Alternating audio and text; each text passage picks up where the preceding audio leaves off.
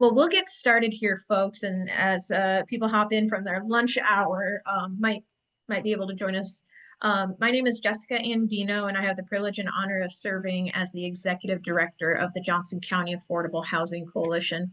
We host these monthly community meetings presented by our key sponsor, Hills Bank. And this time we have a lovely guest speaker, Mackenzie DeRoo, who will talk about the Local Makes Sense campaign. But I always kick off each one of our meetings with kind of an update of what we've been doing.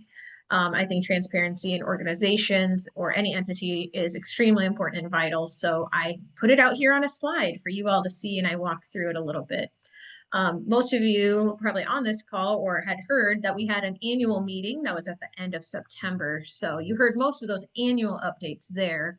But we would encourage you anytime, any year we host our annual meeting to join us. You could be a paying dues member or a community member that's interested in learning more about affordable housing.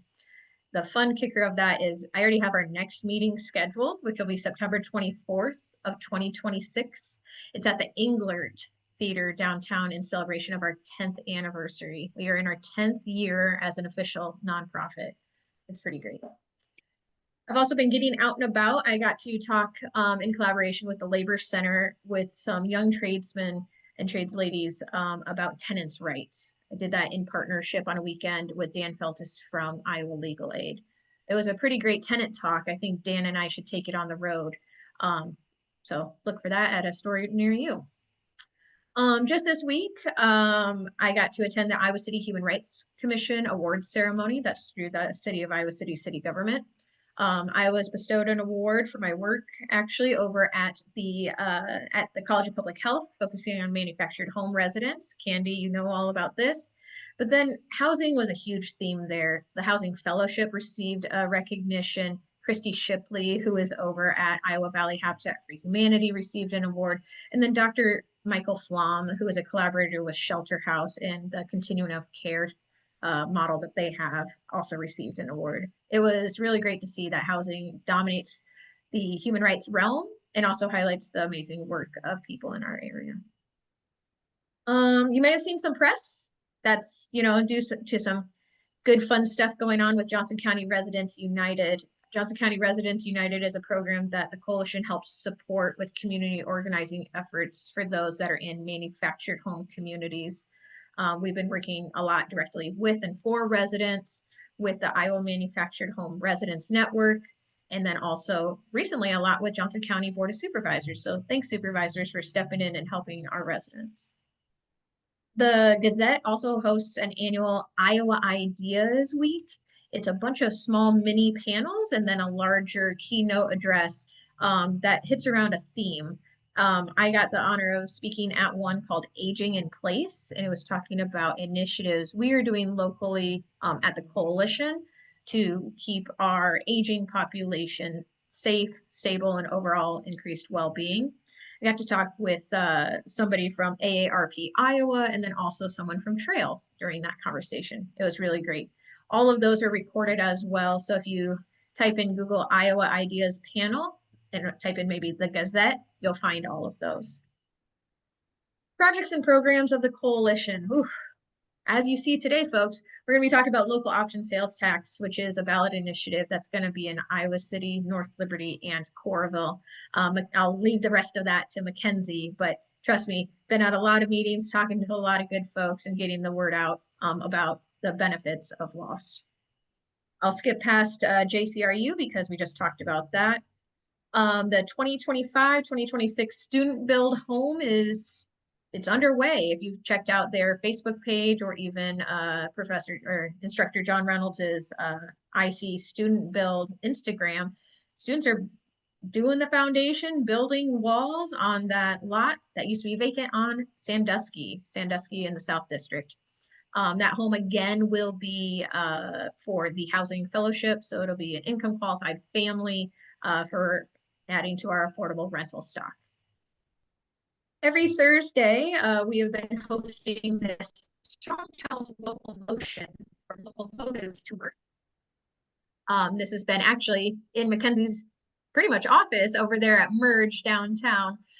Strong Towns is a nationwide agency that puts forth principles of smart growth, safe growth, and reducing barriers to having incremental development and just overall stronger resiliency practices in towns of all sizes. So we've been really implementing this for Iowa City.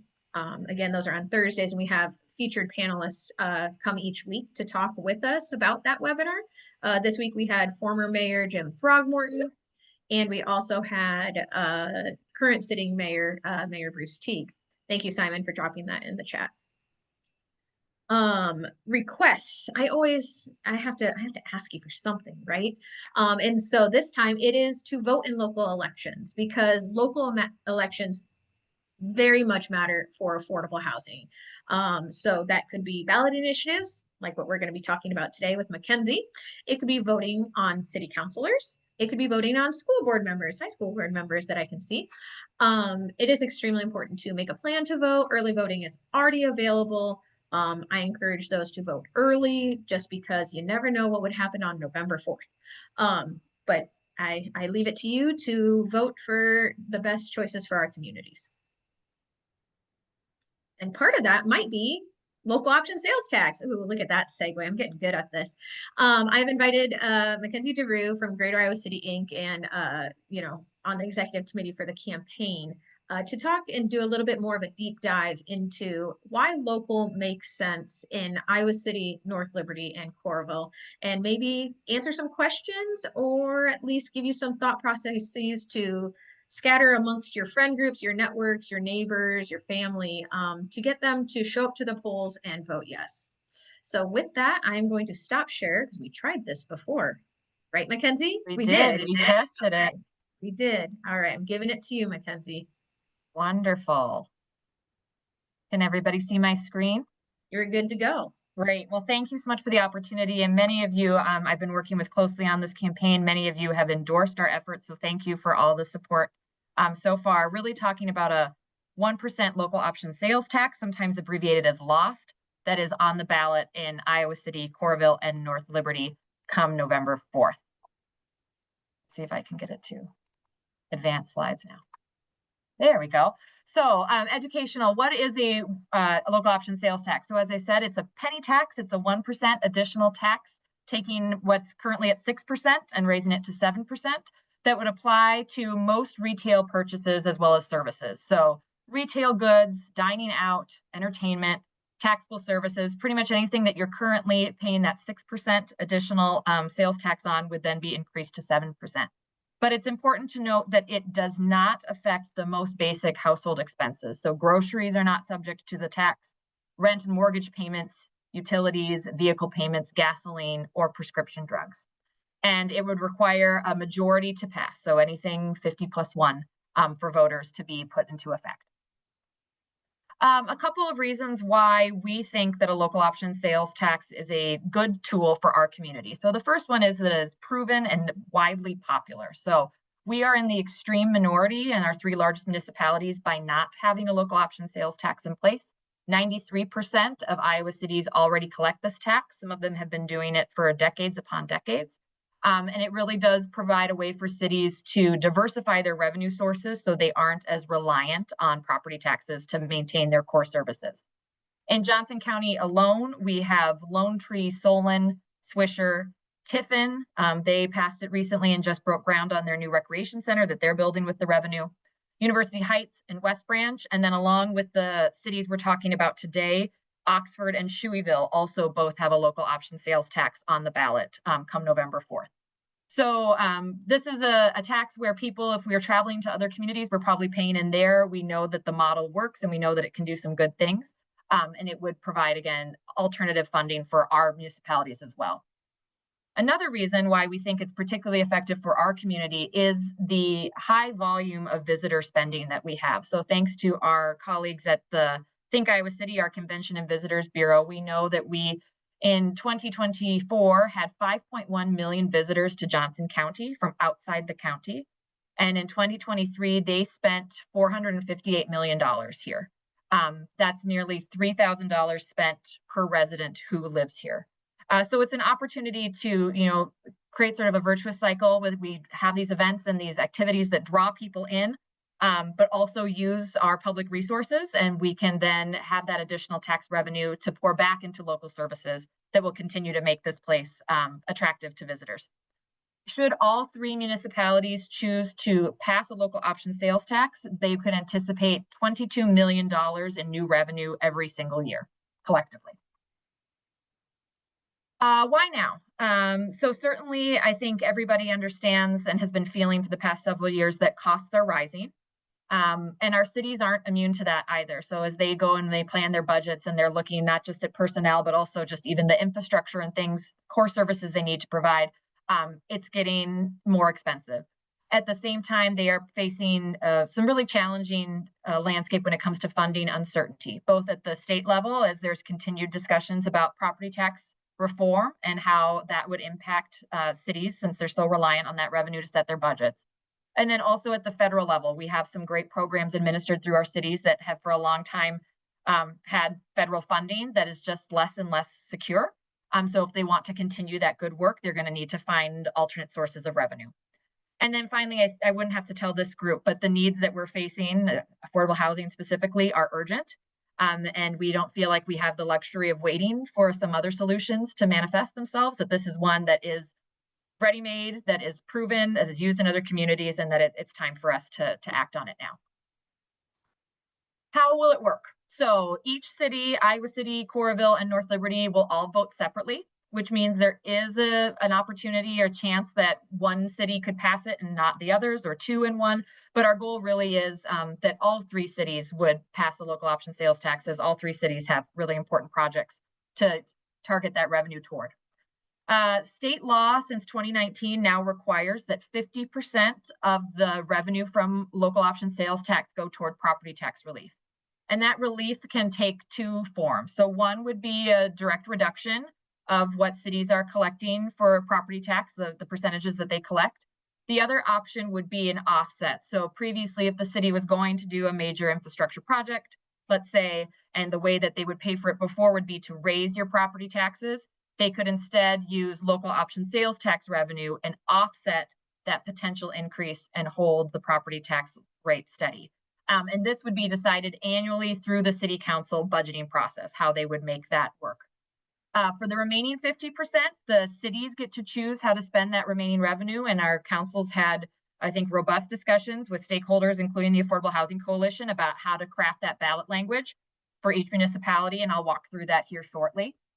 You vote on November 4th or today, since early voting is available if you'd like, but the new tax wouldn't go into effect until July 1. So for our organization at Greater IC, we're looking forward to using that time to making sure that we have resources and education available for the businesses who will be collecting that additional penny, that they know how to update their point of sale system and feel equipped to get that in place before it goes into effect in July.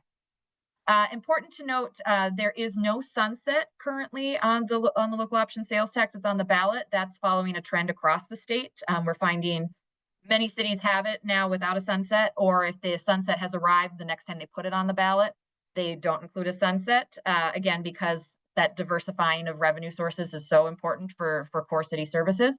But it is important to note that voters can repeal it, or they can change the allocation anytime after it's been into effect for 1 year. So if the strategic plan changes, there is still some flexibility, just would be up to the voters to get it back on the ballot. I'm going to walk through each city specifically, but I did want to point out that all 3 cities have included affordable housing as a priority for their new revenue from local option sales tax, which is really exciting. Appreciative of our many partners, many of you are on this call, who helped us elevate that with councils. For a Greater Iowa City perspective, housing is absolutely a workforce issue, and so we really wanted to make sure that there was a reliable local stream of revenue to pursue projects as they become available. In Coralville specifically, they're 50% for the remaining ballot language. They are highlighting a new community recreation center, which I'll talk about shortly. Parks, trails, and projects in their capital improvement plan, and then as well as affordable housing. So for Coralville, their top priority right now would be the new recreation center. If you've been in their recreation center, it does a lot for the community. It is heavily programmed and it is outdated. It is built in the 1970s, and for the past 3 strategic planning for their city council, getting a new recreation center has been their #1 priority. So there are some renderings here on the slides of sort of what the new recreation center would look like and the amenities that it would have, including the walking track and community rooms. But I think the one that's particularly important to highlight would be the 2 new pools that would be included, one of which would be a competition pool. And that would allow West and Liberty High Schools to have individual swim teams. And there's already an established agreement with the Iowa City Community School District where they've pledged $14 million to the project. But really having that increased pool capacity will not only create more swimming opportunities for our junior high and high school students, but also probably a more equitable swimming landscape, since we won't have a super team. So it would benefit anybody who has kids who are swimming at City High as well as anybody who wants to have their children have swim lessons or all the other things that go along with water safety and access. In Iowa City, the council decided to break down the 50% into sub percentages. They were really very adamant about transparency and about making sure that there's specific allocations. So they allocated 25% to affordable housing, which is a really exciting opportunity for good projects in our community. 10% to public infrastructure and facilities, and then 15% to community partnerships. So that could look like additional support for our nonprofit partners who provide human services, who work in the arts and culture space, as well as the opportunity for intergovernmental partnerships. I think a good example of that might be the wage enhancement program for childcare workers. That's a partnership between the city of Iowa City and the county. Opportunities like that, this would be a funding stream that was available. And then in North Liberty, again, similar to Coralville, they have language that highlights capital projects, including a new fire station, upgrades to their community center, and parks and trails, and then again, affordable housing. For North Liberty, their first priority will be their new fire station. Their current fire station was built back in the 1970s as well, and the population of North Liberty has increased 15 times since then. The station is outdated and inadequate for many different reasons, and we do have a full video on the campaign website if anyone's interested in learning more. But a few that stand out: one, they cannot fit modern aerial trucks. The garage doors aren't high enough. So to get a ladder truck, they can't buy one because they can't store it. And so that makes it really challenging to respond to fires in buildings with 3 stories or higher. And as a rapidly growing community, that's going to continue to pose a public safety risk. There's also concerns for the safety for the firefighters. So the current facility was never built for 24/7 occupancy. So you can see they've sort of cobbled together sort of bunk beds in a dorm style space that was never meant to be lived in. They do not have a sprinkler system. So not only does that endanger the firefighters themselves, but the entire city, because if you had a catastrophic event, you would lose all of your fire suppression equipment within the building. Insufficient storage, so there's boxes on the floor. The other thing that's important to point out is that modern fire stations will have really great ventilation systems, because the gear that the firefighters wear will continue to off-gas potentially hazardous chemicals after exposure to fire. So you want to store that separately and circulate the air really well. This station cannot do that. So the firefighters are living and breathing with the used equipment that they've taken. And then also finally, one more thing, a small water line. So if you have a 2-inch water line, you can imagine it takes a lot of time to fill a truck. And that's maybe particularly unpleasant when it's minus 10 degrees in January. So again, some much needed improvements to that facility. So what can you all do between now and November 4th? Well, we hope that you would consider voting yes for the local option sales tax. And I would give Jessica or any of the other partners on the call an opportunity to say sort of why they're supportive personally, to talk to your friends and neighbors about the tax and make sure that they understand what's on the ballot so that they're not surprised by it. We do have some social media pages. So if you are active online and you like to share or post and reshare, we would welcome your support there. We do have signs left. So if you want to put a sign in your yard, you can just fill out the Contact Us tab on the website and somebody will deliver it for you. And then if you belong to other groups that you think would benefit from this presentation or something similar, we would welcome an introduction. So again, the more people we can turn out and talk to about this in the next 10 days, the better. And we're happy to meet with anyone. So with that, I'll just extend my thank you to this group, particularly Jessica and Simon and Ellen and anybody else who's on here that I missed, who has been working with us, Christine, on this. So grateful for the support. With that, I'm happy to answer any questions. Mackenzie, this is Charlie Eastham. I saw a post in a Facebook page fairly recently, actually from a candidate, I think, that compared the regressiveness of sales taxes and property taxes. And that person claimed that the sales tax was, well, I don't remember exactly what their claim was, but do you have any comment about the comparative regressiveness of these two taxes? That's a great question, Charlie. I would say we understand that a sales tax is regressive, and so that we're not trying to say that this is a perfect solution, or that the serious concerns that people had about the tax previously when it's been on the ballot and not passed have changed. What I would say to that is I would say we do think that the exemption categories for groceries and rent help offset some of the regressivity, since many times a large portion of their budget is spent on those things that won't be increased. And that the other point is that it is the best solution that's available to us right now.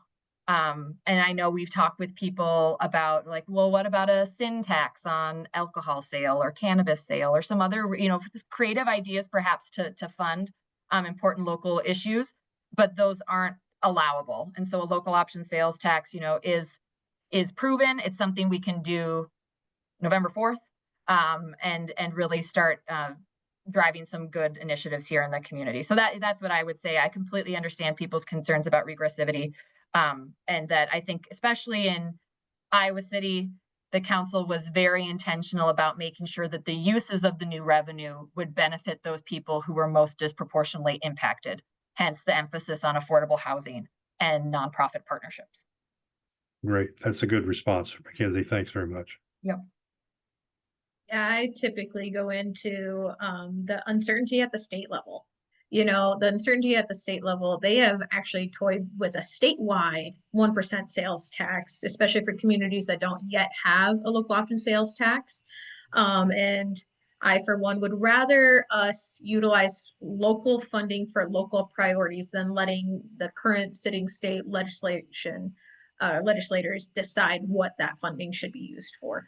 And we've seen the numbers at the state level. There is a large anticipated deficit, even larger than what they originally in 2025 anticipated. So when I talked to those that were actually opposed to this when it came up 10 years ago, they say it's a totally different landscape. We're in a totally different ballpark here, folks, and it needs to be done, even though we do 100% need to acknowledge the regressivity of this tax. I'll go ahead and add about the state funding, if we haven't shared yet, that the trust fund is eligible to receive an increase of $8,000 this coming year. I'm not sure what they think we're going to be able to do with $8,000 and 10,000 households who need housing in the coming year, but that's that. And then the other part is the federal government, the funds at the federal government level that we used to use for community development, including housing through CDBG and home, that those funds are uncertain at best and drying up. So. Yeah, this is Simon. I agree with everything that Mackenzie and Ellen and Jessica all just said. And I would also add that, I personally would prefer that this goes on to the property tax levy, but we don't have that option anymore. Along the lines of what Jessica was saying with the state changing rules, that we can't increase our property tax take any more than we have from at least current properties. You can add more with development, but we're at that limit and we have needs. We're going to be arguing about priorities between parks and the library at some point on the property tax levy. And my fear is that housing will lose out when those tough choices have to come to pass. So it's not ideal, but it's the best we got. And I really think we need to do it at this point.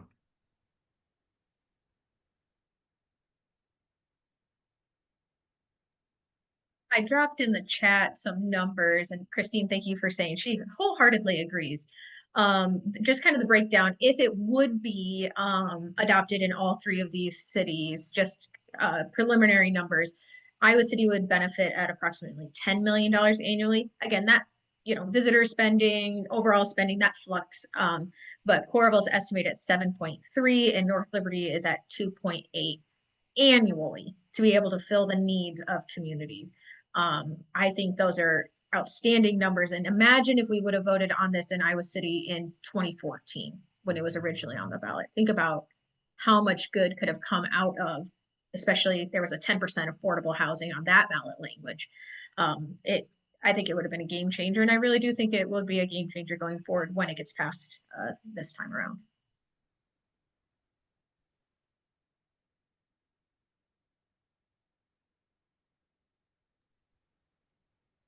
Any other questions while we have Mackenzie here?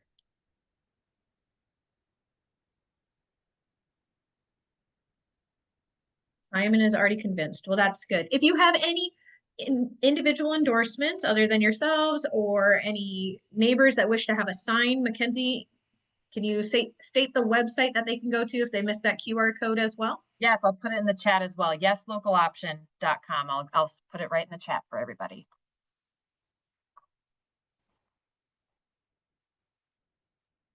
Beautiful. Well, I would like to give Mackenzie a round of applause here because she has put in the work. She has put in the work. Her and her team have been doing great things to get the word out about local option sales tax. And many of you on here as well. I've seen you at farmers markets. I've walked by some of you in the parade, right? We are getting the word out. And it goes through different circles, different networks, different channels. So we greatly appreciate everything that you're available and able to do to get the word out between now and, what is it, Mackenzie, 10 days? We're not counting, right? No. We're not counting, just 10 days. Just 10 days. Well, thank you, Mackenzie. I greatly appreciate it. And as with all of our monthly community meetings, we couldn't do it without our sponsors. So I always like to highlight here our key sponsor specifically of Hills Bank. They have been a continual supporter of ours, and then also the Housing Trust Fund of Johnson County. They've been through it a lot with us, and we definitely appreciate their support in person, on Zoom, and then in our bank as well. So thank you. Our next monthly community meeting, I'm throwing you guys through a loop here because it won't be on the fourth Friday of the month. I know, but I think we're going to be okay. I think we can pivot and shift.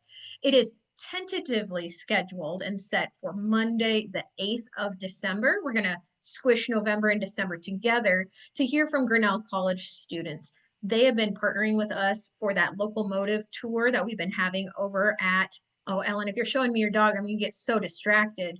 Oh, Ellen McCabe. The Grinnell students are helping us with an implementation plan of those Strong Towns principles for the city of Iowa City. Our last meeting of that Strong Towns series will be on the 13th of November, which is facilitated by Katie Gerlach of Better Together 2030 and City Manager Jeff Fruin. So I'm looking forward to what these students are able to present to us out of the webinar and local discussion. So hopefully their professor will also be impressed enough to give them a good grade on helping us out. So again, tentatively scheduled for for noon on Monday the 8th. We have a calendar that's on our website, and so make sure to check that out. You'll also probably see me somewhere, and I'll make sure you get there, social media or whatnot. But as always, I encourage you all, if you're not yet already, to become a member of the Affordable Housing Coalition. You may do so at our website, /get-involved. Membership is open to anyone that believes in our mission, which is affordable housing for all residents in all municipalities in Johnson County. Everyone deserves safe, stable, decent, affordable housing. And with that, oh my gosh, I hope you guys have a lovely, lovely weekend. Go Hawks. Hopefully there's going to be some nice weather out there, and enjoy. Thank you for coming.